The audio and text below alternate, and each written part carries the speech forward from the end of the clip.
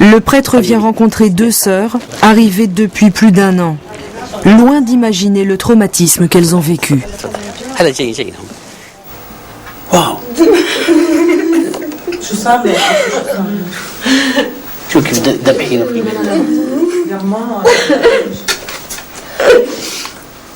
Ils l'ont massacré à la maison. C'est qui? Leur frère. Vous voyez son ventre? Ça c'est leur frère qui a été assassiné devant eux à la maison. Vous voyez comment ils ont saccagé la maison? Ils m'ont frappé, m'ont donné des coups de pied, m'ont écrasé les côtes. Ils m'ont cassé les dents et la main. Ils étaient combien? 5. Ils étaient jeunes? Oui, ils étaient jeunes. J'ai voulu secourir ma sœur, mais ils m'ont frappé. Ils ont voulu me couper le bras. Ils nous ont cassé les dents. Ils nous demandaient de nous convertir. Je priais Dieu pour que ça s'arrête. Depuis que je suis ici, je ne sors pas. Ne vous inquiétez pas, on est là pour vous aider. Il ne faut pas avoir honte et ne pas hésiter à venir me voir. Dieu vous entende.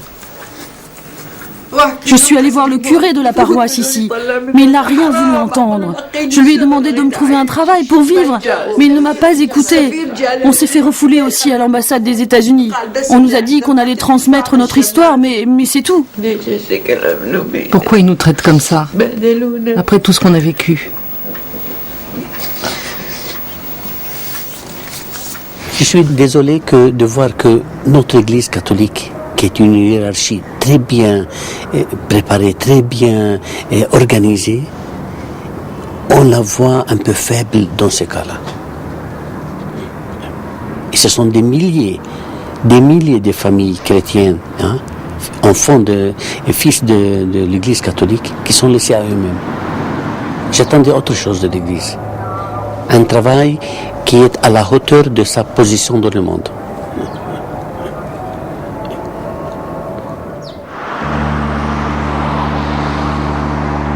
À l'aube, comme un rituel, la prière, seule, face à Dieu.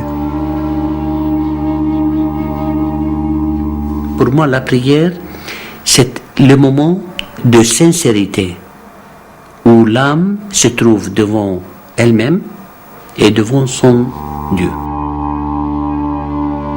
Et je m'examine. Quelle est ma mission? Qu'est-ce qui me manque à faire? Une fois, ce serment a vacillé.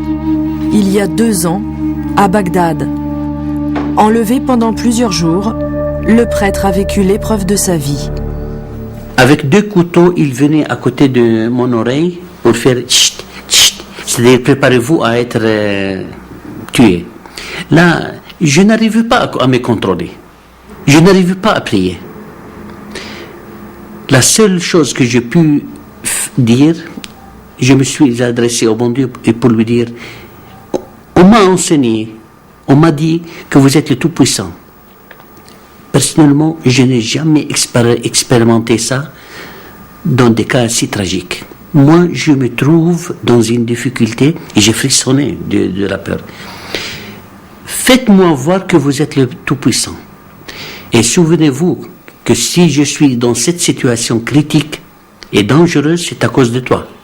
Arrangez-vous. Depuis cet événement, le prêtre n'est pas retourné à Bagdad. Mais inlassablement, il poursuit sa mission de secours aux réfugiés. Ce soir-là, à quelques jours de Noël, Abouna Khalil reçoit dans sa paroisse un invité exceptionnel. Le patriarche chaldéen de Bagdad, Emmanuel III Delhi, créé cardinal à Rome quelques jours plus tôt.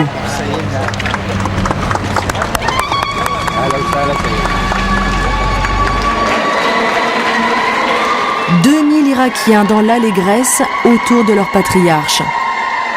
Un moment de communion intense pour tous ces exilés.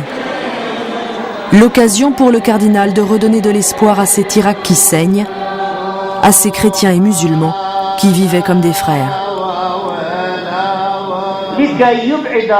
Je prie Dieu pour alléger les souffrances de tout le peuple irakien. Nous sommes tous de la même famille, quelle que soit notre confession. Je prie Dieu pour qu'il mette la grande famille de l'Irak à l'abri de toutes ces difficultés. Et pour la première fois depuis la guerre, des sourires sur les visages de ses paroissiens. Moi, je suis content avec mes enfants parce que tout ce qui est pour rendre les Irakiens heureux, je suis heureux avec eux. Que ce soit chrétiens, musulmans, kurdes, hein, nous sommes tous une même famille. Être soutenu par notre patriarche, ça m'aide à oublier ma souffrance. Et ce soir, si j'ai pleuré, c'était des larmes de joie. L'approche de Noël ou le rêve d'un nouveau Bethléem pour le prêtre palestinien. Tout le mois de décembre, je vis jour par jour mon enfance à Bethléem, dans les rues de Bethléem, à mon église de Bethléem. Mais, Inch'Allah, un jour, je peux fêter Noël dans mon pays.